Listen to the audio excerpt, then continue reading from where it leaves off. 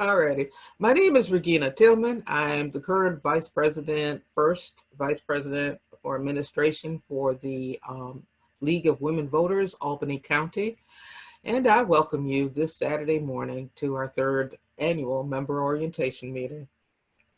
Need to let you know a few things. One being that this meeting will be recorded.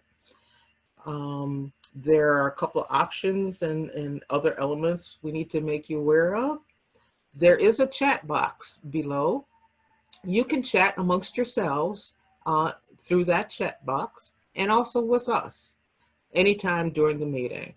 And we have someone who is monitoring that chat box and will respond to you if need be directly, but questions that come up during the session will all be saved until the end of the presentations. Let's see. For the most part, you all will be on mute during the meeting, but we will unmute you at the end too, because we will take your questions at the end with the open mic as well. Additionally, what's happening with the chat box will be hopefully position descriptions that get linked in as the presentations are being made. For example, if someone is speaking about programs, for example, yes, there will be a position description that comes up that will let you know some details about what that task or that committee is about in more specific detail. And we have at the very, very end a poll. It is our exit survey. It'll be just a couple questions. And to make it more enticing for you to spend the time to fill that out, we are offering a t-shirt like one of these as a freebie raffle. So hopefully it's designed. Now it's not this color, I can vouch for that, but it'll be in this design. So hopefully that's desirable enough to have you all come on and do that exit poll, because we do want to know what you think when we get done. All of our foibles and wobbles and all that aside, was the content something that was helpful to you is our essential query. So I'm going to try to, I don't know, do you all see the sidebar on my screen? Yeah, okay. I'm going to try to get rid of that.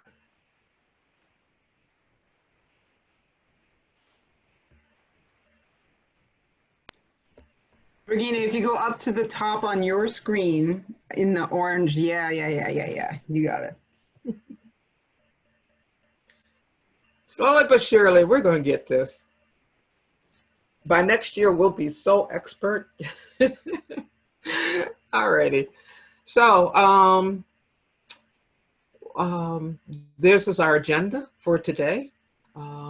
Past my welcoming you, we will have a deeper welcome from Patricia Sibilia, our president, and some discussion about why the League is still important. As you all know, the League is 100 years old this year. So that's a significant milestone, but staying relevant is the key. And that's why we're doing this every year, so that we can make the relevant changes and have you all get involved. Volunteering for civic engagement will include presentations on advocacy, voter services, and Observer Corps, as well as a few other committees. And then, of course, the exit survey at the end. In between there, we'll have questions and answers.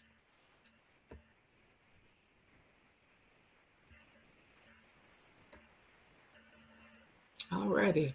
Okay, with this as a backdrop, this is our board of directors and our membership committee, who's had a significant responsibility in terms of pulling this together.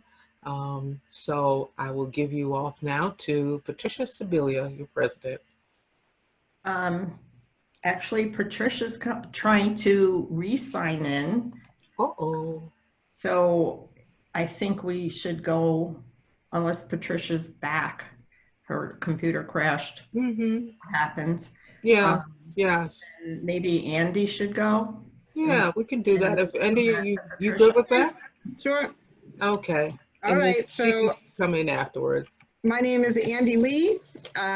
Welcome, everybody. Thank you so much for coming. I am the chair for voter services. I have Lynn Nugent and Julie Elson on the voter services team. Lynn heads up our Get Out the Vote effort, and Julie runs our new citizen registration events. So next slide, please. Thank you. So there's 2 slides that are going to go through the different components of what voter services does. It encompasses several different avenues of work. And if anyone has any questions about any specific work that's being done or anything that you're specifically interested in, please just drop it into the chat and we will make sure and get back to you on that. So education, voter registration, new citizen ceremonies, those are the ones that have primarily been affected by COVID-19. They're mostly face-to-face interactions, so it may take some time to get back to normal on those efforts, but we are trying to move forward. We've been developing and distributing brochures and pamphlets. We've been participating in online talks and doing lots of social media. And I think as we reopen, you will see that we will continue to do some of the standard displays for Women's History Month and other stuff like that. We will continue to do those. They're basically hands-off. You know, we don't tend to table at them regularly. So I think we can continue to do those. We do have a new advertising campaign that is new for us, was part of a grant that came through New York State, and that will hopefully help us reach out into communities that have low turnout and are typically underserved. Okay, so we do have a couple of things that have been less affected by COVID-19. Vote 411 is an online resource that the League puts together. It's a paid resource for us and a free resource for the public. It provides information about what elections are coming up, what seats are available, what people are running for, and also information about the specific candidates. So we hope that all of us will continue to use word of mouth and get that out there as well. It is part of our marketing campaign, but the more we talk about it, the better off. So the other place that we have been doing some work that's been a little less impacted from COVID-19 are the candidate forums. They basically just moved online. It has changed the lineup a little bit, and the interaction is different, but the public are still able to ask some questions. It does still give the public an opportunity to hear directly from their current officials who may be up for re-election, and for new people, you know, incumbents and newbies, both. So moving on, at this time, we've been mostly doing the lit drops and the online stuff. They are the safest means to disseminate information.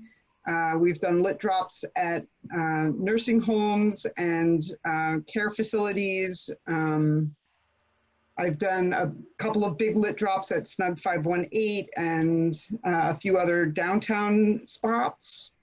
And we have the literature and are willing to do that for anyone who can, who is interested in having literature to disseminate to their, you know, communities. So the advertising campaign, I'm going to spend 1 minute on that. We have posters. We have the back end of buses will be coming in September, and we will have some lawn signs that we can use in targeted neighborhoods. And that's basically been the physical campaign itself. The poster was, we've had 2 sets of posters, and they were both designed specifically for this Get Out the Vote campaign. And they're both terrific and very colorful, and 8.5 by 11 size. So they can go into stores and on windows and things like that. Just to mention, we do have some upcoming elections. We have one candidate forum that's quickly approaching. And if anybody is interested in volunteering, we will need help putting those posters up, and also the lawn signs, putting them up and taking them down. We want to keep those lawn signs. They're expensive and they're useful. So if you're interested in those, you can email Lynn directly. Is there one more slide, Regina, that has our emails on it? Yeah. Oh, that's at the end. Oh, okay. All right. Well, look for that at the end, or maybe if anybody's interested, you can just drop a note in the chat and I will send you right away my or Lynn's email. So voter services, generally it's very people friendly.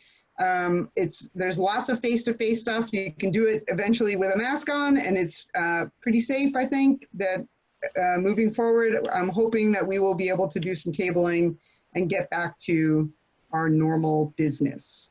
Thank you. Regina, can I just butt in for just a second, because it's just this morning that we really were able to confirm that we're having the online candidate forum for Thursday, June 4th in the evening, with both the assembly race with John McDonald and Sam Fine, as well as followed by the DA race.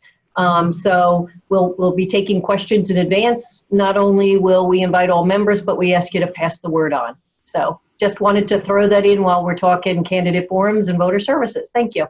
All righty. And I'm sure we can find the detailed information on how to link into those on our web page and our Facebook page, correct? Yes. As soon as it comes out, we'll definitely start pushing. All right.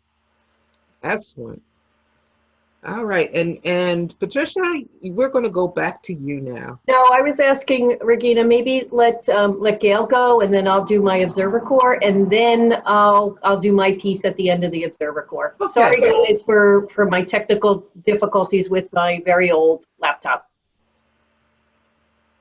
There we go. So let's see, is Gail unmuted? Yes, she is. Yeah, I am. I'm Gail Polk, and I am second vice president for programs, and advocacy has been a critical part of what we do. And then I will explain the relationship in the next few minutes between program and advocacy. This is a lovely picture of our state legislative director, Jennifer Wilson. And behind that, you could see Regina, but if we could go to the next slide, that would be great, and get to talking about what we do. The advocacy group, while it is primarily Mary Bilby as director in our meetings, we do rely on everybody in the entire league to be a part of it, and I'll explain why. We educate the membership and public about what's happening on a national and state level, but also we rely on our people who are members in the community to feed us information about what is happening in their particular community that we should be supporting and know about. We provide information and tools for connecting with decision makers. Explaining how we do that is our strategies. We attend advocacy related events, such as the state-led by Jen Wilson, who you saw in the picture before, our annual Advocacy Day. That's an example where people come from all across the state, come to Albany, and we meet with our legislators and we get trained, and there are other events like that. we provide testimony, for example, at Albany County Legislature. Several of our members have provided testimony in support of things like the environment and all of the different changes taking place, the plastic bags ban, for example. Learn and inform members. That's where it's important to find out from our community members what's going on in their particular community. And if you're noticing things, for example, things that are happening right now in Cohoes with Norlite and the Lafarge tire burnings that are occurring in Ravenna, members who live in that community are informing us and paying attention and participating in and developing coalitions. Part of our work is, for example, the work that changed all of the laws regarding voter access that occurred in 2019. We've been a part of Let New York Vote, where many of those changes took place because we were advocating and it amplified our voices by being a part of larger communities groups. So that's on a state level. And we've been involved with some things that Regina has been working on with voter registration and the jails. And that's a different coalition that we are connected with. So the Advocacy Committee is informed, the work of the Advocacy Committee is informed by our proposed 2020-2021 program. Last year was the 2019-2020 program. And that proposed program is something that the membership needs to vote on and approve. It was in the bulletin that was sent to everyone where you can see what we're going to be focusing on. And these are the subheadings that we are looking at: making democracy work, environment, Albany County Legislature, long-term care, and support for statewide issues. And you could read more specifically about that if you would please look at that and then vote for that. And we need people to become advocacy members, engaged in our democracy. We are right now fighting for, on a national level, and asking for support for $3.6 billion. Oops, that's my timer. For safe and secure elections. Sorry, it won't shut up. Sorry. And there are things on a more local level that we can do. For example, I mean, I'm holding up here, everybody got one of these in the mail, absentee ballot. And one thing on a statewide level is we're being encouraged to contact our legislators to support having this not just available to us in June for this primary, but also in the fall. And if you want to find out more about that effort, it's current. We'll be providing information to you about that. So also citizen journalist opportunities, seeing what's going on in the media, that maybe you want to write a letter to the editor, and or for our bulletin, and to ensure transparency. So if you attend things on a local level, or if you're paying attention on a local level and you're seeing that, well, there's a community that I know of that decided that they don't want to hold virtual meetings open to the public, that's a problem. So we need to be paying attention on every level. And this is what we're going to end and give Tricia the opportunity to talk about that piece of, on a more local level, what we need help with. So thank you. Thank you, Gail. I think it's my turn up. And again, I apologize that, that I had a little computer issue there. And so I'm going to start talking about, if Regina, you can move the slides forward to basically note forward. where do you want to start with your Observer Corps? Yes, please. Alrighty. Yes, because it leads into what Gail had. So the Observer Corps is really about keeping government honest, and also to recognize what is important going on in our government and letting people know. So it's all about keeping an eye on them. Let me just move my. So we are a champion, as Gail just said, of openness in government, and we fight for that. So Observer Corps is structured in a way for us to really exercise our rights. I'm going to stop reading the slide. You can, and I'll just talk. So I've been engaged as the person doing Observer Corps at the Albany County level. A lot of you know that one of our big wins that happened last year was the fact that we changed redistricting, how it occurs in Albany County, where for the last 3 decades the county was sued and we lost a lot of money. So that's just the start of where Observer Corps has bled into advocacy. But really the base of Observer Corps is really just looking and observing. You just showing up actually keeps them on guard and has them have more transparency. You ask questions and so forth. But in the past several years, whenever I asked for more people to join Observer Corps, don't necessarily get that. People are more into advocating. So Regina, if you could change to the next slide. What I am proposing is basically something that I think already exists, but it's an extension of it, which is the fact that you can be an observer in your local community and actually then take it that next step with advocacy and help the league in other endeavors as well. So for instance, if you were to, this new position that I'm putting forward is basically for you to be active locally in your own municipality. So we've been doing it, as I said, at the county level, but I'm finding that that old adage, think global, act local, becomes really important because you can do things locally and see change.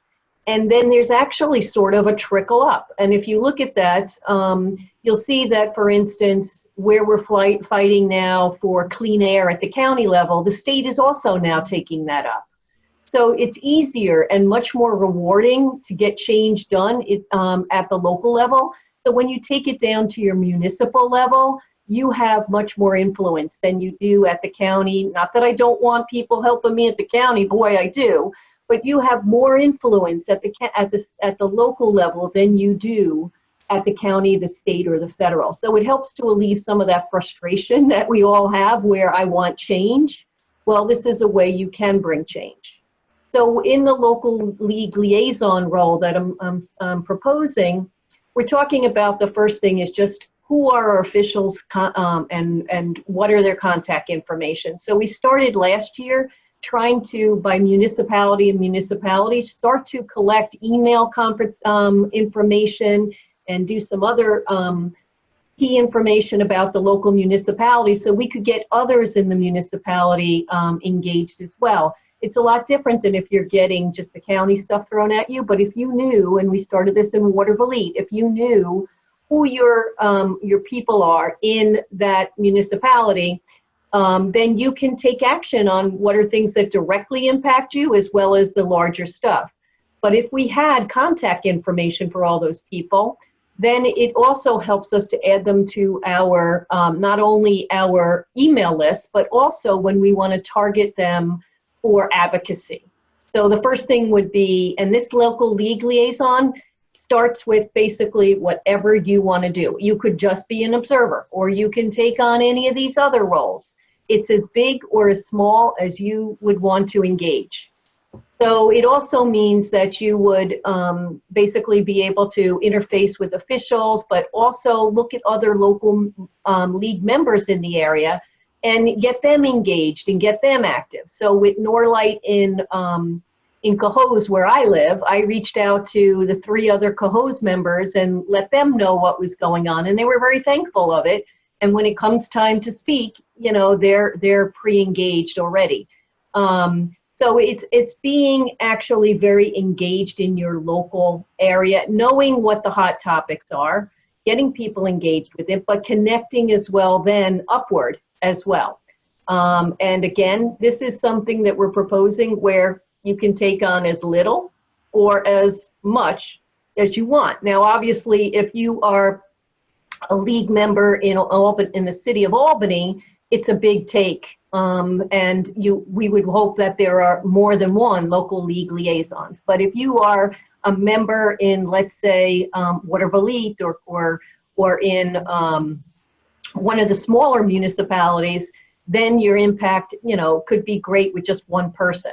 So it's very flexible, and it's something that we're hoping people engage on. So instead of me just always talking about Observer Corps and having everyone go, oh, that's great, and nobody signs up, I'm hoping that observing the local municipal meetings is a way in to grow the advocacy and community building that is necessary to make a change. Because again, it is so frustrating to want to see change and not be able to have it happen. But I've found, amazingly so, that you can make change at the lower levels much more easily. It's obtainable, and it gets you very excited and engaged. So I'm going to bleed a little bit here and talk. I know I was supposed to give an intro in the beginning. I'm going to bleed. You can leave this up, Regina. But I'm going to bleed a little bit into what we've been doing as a league. And one of the key things is around Observer Corps as an extension of Observer Corps, where, as I already mentioned, and you'll see it on the program for 2020, 2021, we had the redistricting legislation passed. Now the program is to ensure that it happens the way we want, the legislation says it should happen. And that's a program for upcoming year that at the annual meeting, you'll have a chance to approve. But as an offshoot, we've also started really to dig into legislative size. And so a study group has come together, and we started last December, and we started to really do independent research. We looked at Albany County versus all the other counties in New York State. We did extensive research as well with other institutions and so forth on what is right size and so forth. And of course, there's no real answer. But at the same time, what we've done is we've launched a survey with legislative people to provide us input. Now, interestingly enough, what's come out of that is some things about what's the right size, the downsizing impact. But because we had so many different factors that influence, we learned so much about where the county legislature can do better. The legislators, the staff are talking about things that stop them from this or, could do better at that. So we plan on publishing basically publishing our findings, and it will be presented, but we also need to have you as league members come to a concurrence with what we're finding, because we do currently hold a position on what the legislative size is. It was basically a mimic of what an independent commission decided 5 or 6 years ago. And we looked at it with fresh eyes and came up with some different thoughts. So that'll take place. We won't be doing the concurrence at the annual meeting. We'll be holding a separate meeting, but we look forward to publishing our study. I'm very proud of the work that the 3-person study group has done. And we know that we reached out across all of New York State to other local leagues, and they're interested in hearing what we found as well. We had a lot of input from them, and they're looking for our output to them. Now, go back up, Regina, sorry. Go back to the beginning, where basically I think what we wanted to do was to talk about really, we're at the 100th anniversary. And the 100th anniversary is a key milestone. So with that, it's a chance to take a look back and a look forward. And when you think about how hard the fight was to just get the right to vote, what the suffragists did, how they, were barely, you know, on the line. They're starving at times, killing themselves over this. And you see that all through the years, that fight has continued. And it's sometimes reached a higher level, like in the 60s, but the fight and the ERA movement, and I have my ERA button on, which you can't see so clearly, I'm sure. But there was a reason why the League of Women Voters was born out of the suffragist movement, because they recognize that there's still a fight to fight and an education we bring to people. And that is so critical. And so you see surges every now and again. In 2020 is definitely a surge year, and we continue to fight that fight. So we know that this year there's been so much change. Just if you just look at 2020 in the sense that the census year and what's been going on with the census and how the pandemic has really impacted it. And I don't know if most people are aware, they extended the census dates, but that has repercussions as well on redistricting with the data coming out later. But nonetheless, you know, it endures, and we're very active with other coalition members in trying to get that census count where it should be. And we're still not there. So I'm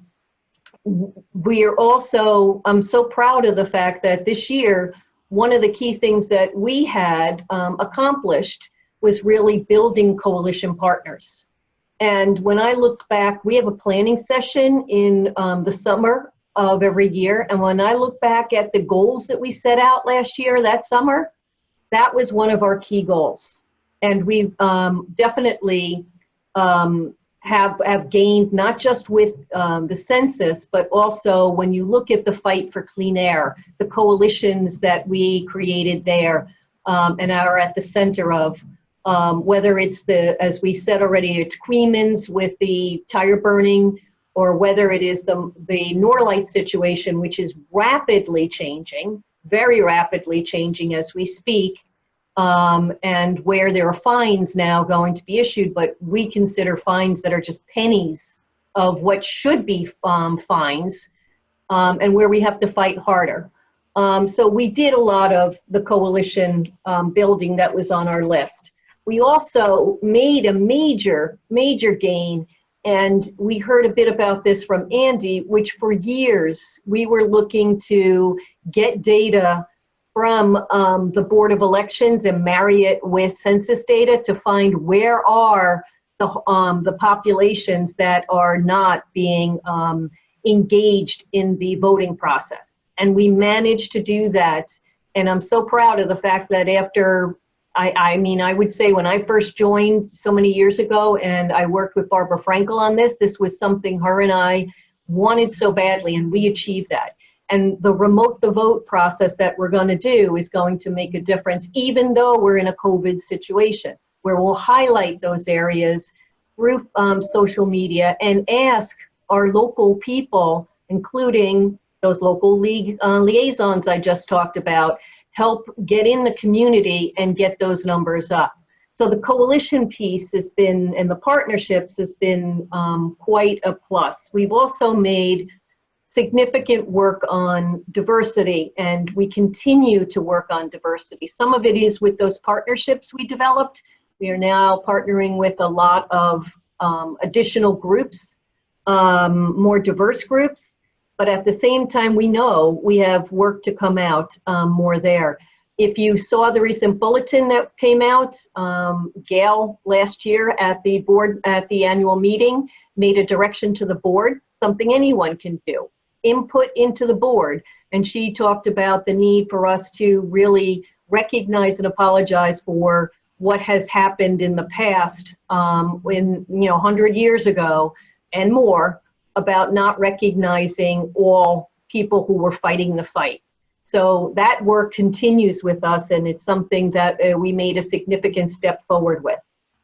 I do believe we still, have the challenges. We have the challenges of being in COVID-19. We have the challenges of there being a push for suppression of the voters still.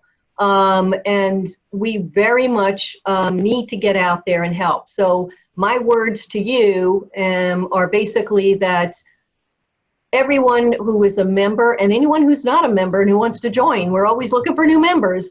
And I don't know if we have any non-members on here, but anyone who wants to be a member can be a member at different levels. If you are the type of member who really just wants to pay your dues and stay engaged, that's great. We love you. If you are a member who only has 10 or 15 minutes, to spare, we'll take as little as you can give us. And there's so many opportunities. Or you can go in wholehearted or somewhere in between there. So it's really important that we come together as a team and work on the things that are so important in this 2020 year and going forward for the next 100 years. But at the same time, just know that you can do whatever you can do. And anything that you do is more than what would have gotten done.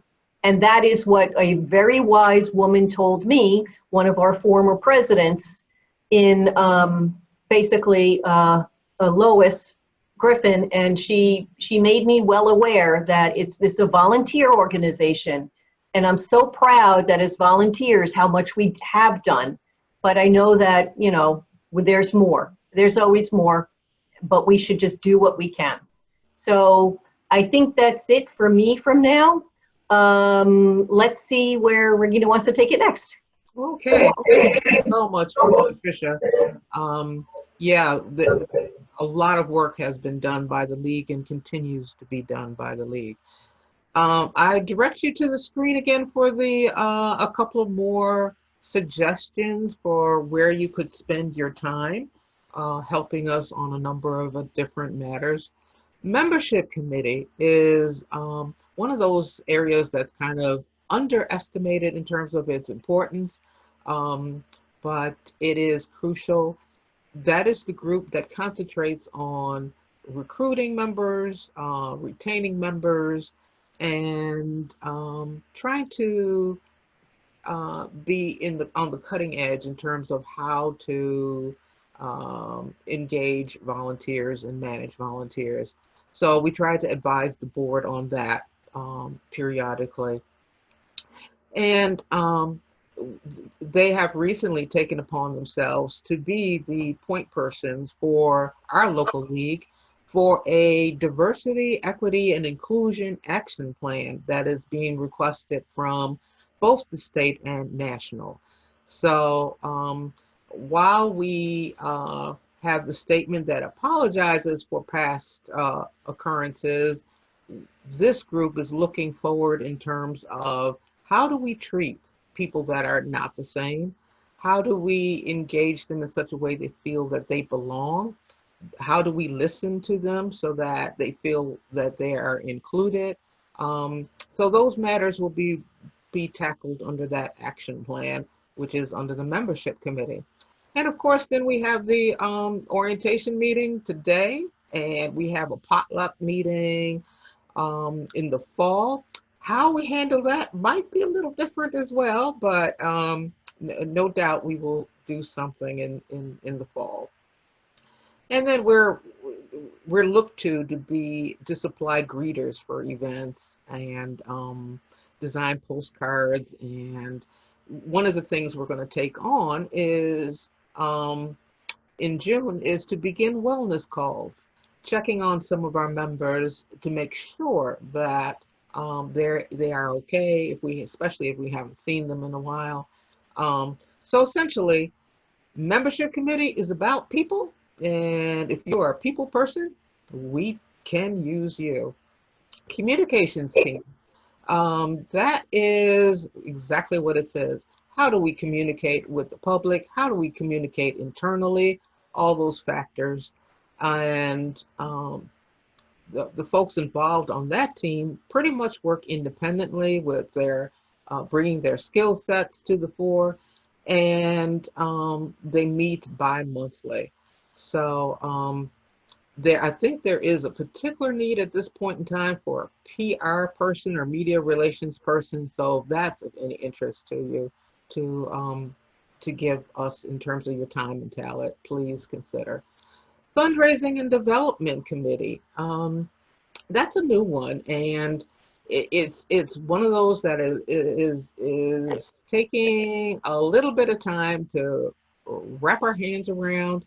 I'm currently the chairperson of this committee, and we are looking towards a lot of different information and a lot of different techniques. But the thing is that, and why I say there is the caveat there, collaborative as well as friendly by nature are pluses, because the development part of that fundraising and development committee has to do with one-on-one with on numerous people. So again, if you're a people person, actually fundraising might be the place for you. Public Events Committee possesses a desire to present relevant issues to the member and the community at large is required. You are feeling compelled to get the word out, essentially, in such a way that it engages the public. Collaboration and communication, again, being a factor. Logistics, which requires some other skill sets. I'm sure that at some point in time in the future, we will go back to being in venues, brick and mortar type of venues. But right now, with the COVID-19, a willingness to learn technical skills for conducting online meetings, such as this, as an alternative to those traditional venues, is a welcome trait. So we would thank you and appreciate you for joining us there. I have here a contact list. I will toggle back and forth on this, so anybody who's interested in connecting with several of these people, you heard something that you liked, there's again some other ones there. So I'll toggle back and forth so you can write down. As well, let me let you know that it is the intention to send each participant on this call a copy of this PDF file of this slide show. And if you would like, because we did not get to the point of distributing the position descriptions, if you would like a position description relative to any particular group, committee, project, give a holler. You have my email address, and I will send it to you. Okay, so we are at the Q&A part, and we will unmute everybody. And Regina, I mean, we have a small group. This is great. So if anyone just wants to, besides the chat, you know, if you have any input, thoughts, or anything, you know, I like to hear directly from the members. So just feel free. Okay. I just read. Yes. And stop sharing your screen if you don't mind. Hi, Christine, I raised my hand. Thank you. This was wonderful and a good review of all of the open positions, and there's several that I'm interested in. And I will just put this out there as something to think about in the future with regards to as the state or as we become more comfortable in this post-COVID-19 world. And I think this might be something that has to come from the state level too, is collaboration. How we can train each of us to be able to work in a public situation and feel comfortable, as well as be able to set boundaries with people who might not be observing protocols as well as we personally would like. And so I think this is something to consider so that people feel comfortable going out into the public, and it may be that we all just get there at the same time very quickly, or it may not. So I think that might need to be a piece of training that could be put together at some point so people can do voter registrations, go to Observer Corps, go to public events. Some of these have to be done in person, or we may need to think of other ways to do them aside from Zoom and all of that. So I'd like to put that out there, because there has to be a comfort level and a certain amount of training so that people feel comfortable doing that. That's a good point, Christine. I think that we all have to be reminded from time to time our passions have to be within league boundaries. So we are a nonpartisan organization, and so when you speak as a league member, you must speak really with the fact that not just nonpartisan, but if you're speaking on a topic, we need to gain approval within. So you're right, we need some training on a lot of things, and that's a good point. Really, really appreciate that input. Actually, I was speaking to just the physical observance. How do we tell people, like, you have to stand back 6 feet if you're not wearing a mask? And yes, I agree with you too. So yes, the nonpartisan part, most definitely we all have to be reminded of that, but also to the physical aspect of how do we feel comfortable, and how do we express what we need to feel comfortable in a public space while working or representing the league. So that was really what my comment was about. So, but thank you. Both of them are valid and very important. Appreciate it. Okay, I'm going to check the chat box and see what kind of questions have come through here. Okay, I don't see any question per se. There are a lot of statements, so feel free to read the chat box for any additional information that's coming through. And thank you, Julie. We can go on to the, in lieu of waiting for more questions to come in, we can go ahead and throw up the poll. You all could answer that in the meantime. Is that observed by everybody? No. No. Oh, okay, wait a minute, just 1 second. Now. Yes. Okay.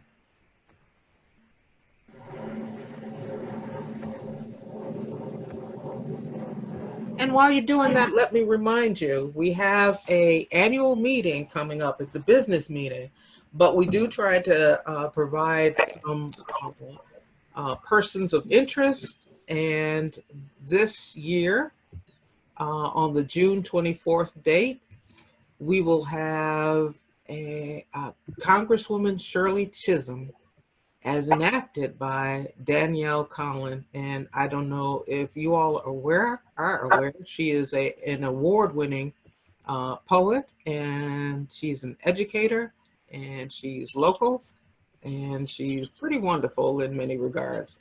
So looking forward to her presentation. And then we will continue on with the business at hand at that meeting, which includes voting in new board members, voting on bylaws, that sort of thing. So do join us. That will also be held on a virtual basis. And thankfully, this experience will enhance that experience, I'm sure. Okay, we got a couple of minutes on the poll still left available. And looks like 14 people have put in their opinions, which is wonderful. I appreciate that a lot. I don't see any more coming in, so I guess. So while we're waiting a minute, does anybody want to share one of their best volunteer experiences? Or any thoughts on what it is to volunteer? I will.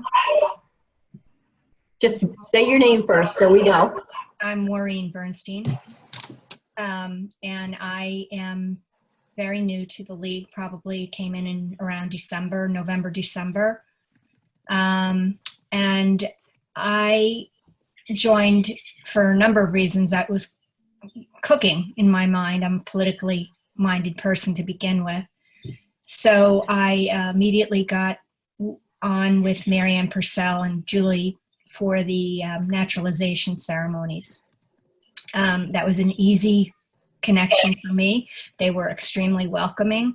It worked into my schedule just fine. But the biggest win for me, without a doubt, was actually being there and helping the folks who were trying to become naturalized, and to appreciate the value that, well, all the players played. Us, of course, as the league, in doing the job we had to do. The court system and how they were really kind and very professional in welcoming these people, and most especially the people themselves. Those becoming naturalized were beautiful people, and in the age of where we feel so, well, I personally feel very sad and frustrated. This is pre-COVID. It was like a warm blanket to be there each and every time. It was like a warm blanket to feel proud of our country and proud of what we're doing, and to see the pride and happiness in the diversity of the people who were naturalized was, again, such a reminder to me of what we are actually trying to do. Thank you. Thanks, Maureen. That is actually so true. I mean, if you've ever experienced a naturalization ceremony, it just is amazing. You just see these people who want citizenship and who've earned it, who worked for it, and the whole ceremony, everything and what we play is just so important. It's very good. Thank you. If I could, I'd like to share a little bit on, I'm not actually that active in the New York League, and there's been a lot going on with me in terms of travel and also some other personal things, but I was active in Broward County. And I have seen the league in action actually since I was a kid. I remember when the league was actually sponsoring the presidential debates, and I wish that they could do those again. I also had attended a debate that was sponsored. It was one of the last ones of the presidential campaigns, and so I saw actually firsthand how the league handled the debates, the presidential debates. I also was in Broward County and very active there, and I saw what you were talking about, Patricia, and speaking directly to how league members were able to make change locally on issues that the league board in Broward had supported. And some of them were around gun control, and others were around voter registration and working with the board of supervisors. And I have also done naturalization events, and they are an amazing experience. It's just a reminder of how sometimes I can take for granted what it means to be a citizen and how many people really want to be a citizen. And then also the work that all of you have been doing. But overall, the league has always been something that's kind of run a vein through my kind of experience around, in a nonpartisan way, the political aspects of being a citizen, which politics being participation, not just about a partisan type of point of view. So I encourage anybody to really be more involved, and I wish that I could be much more involved, but it is something that's an amazing experience to see people work together to do those kinds of things. And we got a lot of work ahead of us, so. Thank you, Christine. I just wanted to give everybody as much of an update as we can on the new citizen ceremonies. The way that it's currently totally on hold. There are no ceremonies planned at the moment. As courts open, I think we will see what happens with the actual ceremonies themselves. There is a very real possibility that they'll move into kind of a drive-through process. I think much like the drive-through testing for COVID-19, where they set up big pop-up tents and you pull your car up, and that's how it's going to move forward potentially.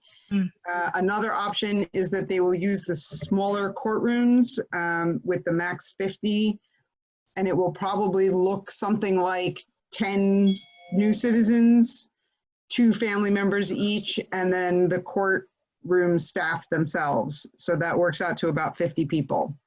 So there's a possibility that that is how it's going to look. We just don't know yet, but currently there's nothing on the near horizon for new citizen ceremonies, unfortunately. All righty. I will share the results of the poll. Thank you so much for each and every one of you that filled it in. We find that we were just right in the duration, and we were the information was definitely helpful, and we have bids on almost every area that we have talked about today, which is also extremely gratifying for everybody that prepared this presentation. So thank you much. Alrighty, we are at the end of this. I appreciate the person that said this was a brave technical venture, and yeah, I feel that we were quite brave.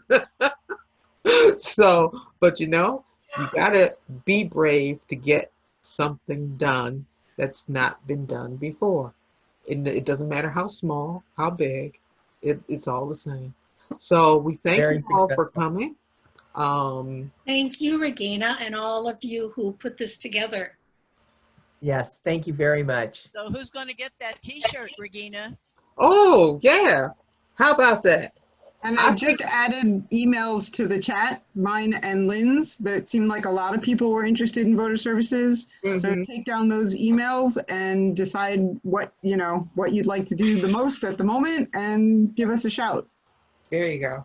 There you go. The winner is Julia. Hello, Julia. Yay. So I believe that's so exciting. I was like the last minute entry too. Oh my. Okay. Yes, yes. Cool. It works like that sometimes. Timing was absolutely perfect, Julia. Couldn't have been better. Yep. And we'll get it to you somehow. Since you know we have distancing issues and stuff, it may be the mail, but maybe we can do like a handoff, a couple different places. So, congratulations! I wish I had one for everybody. Hey guys, just before everybody leaves, is Maureen still on? I am. Oh, great. Okay, so I see that you did have a question that did not get addressed. I have all the literature that anyone could possibly ever want that has to do with, you know, how to vote, how to get voter registrations, how to get absentee ballots, all the websites. So I'm happy to drop that off to you. Just shoot me a quick email, and then I'll get right back to you, and I can drop it off at your house if you want, or I can drop it off at some other location. It's fine. You know, everything goes into a Ziploc, and it's as clean as we can keep it. So are you guys okay with, like I'll work on the specific one for St. Vincent's that we talked about with Margie, who actually goes to the food pantry herself. But are you okay in general with, Andy, if I, you know, took a bunch from you and distributed them in the various other groups that I come in contact with? Yes, absolutely. It's perfectly great. Margie has a whole bunch of these, so I'd be surprised. I mean, I think I gave her about 600 or 700 of them. Okay. So she should have plenty. Yeah, sure I am. For what she does, but yeah. I have more I can drop off to Margie. I have more I can drop off to you. Yeah, tell me what you're doing, because you're right. I have a room full of stuff too. So yeah, you don't need to give me stuff I already have. Okay. All right. And Regina, the door, if we can get the door hangers for the census stuff too, you know, they'll go to the food pantries, which do reach the wards that we're after. So exactly. Yeah. I was told I could get a good handful of the door hangers, so I'll be trying to access those. And And Maureen, if you know how to connect as seamlessly with some of the other pantries, I would appreciate hearing about that. And I have you on my email, so we can talk. Yeah, I'm happy to do that. It's easy to do that. I can call them and find out if they're willing to take the information, and then I'm happy to distribute it. That doesn't bother me at all. So I'll connect with Andy, but I like the idea of putting both, of course, the voter registration and of course the census stuff. If there is stuff and you have it already printed, Yes. now is the time. So if you want to somehow talk to me and I will arrange to pick it up from you guys or whatever, that's fine. Okay, and Maureen, the Skinner House is already linked to St. Vincent's and Trinity Alliance. Okay, sure that. All right. And people, you have now seen how things work in our league, how things get done. We just keep connecting until it gets done. So I thank you all. I wish you all well. And I'm hoping that we see you all very soon again. Thank you. Thank you very much. Have a great day. Bye-bye, all. Thanks. Good Thank job. you.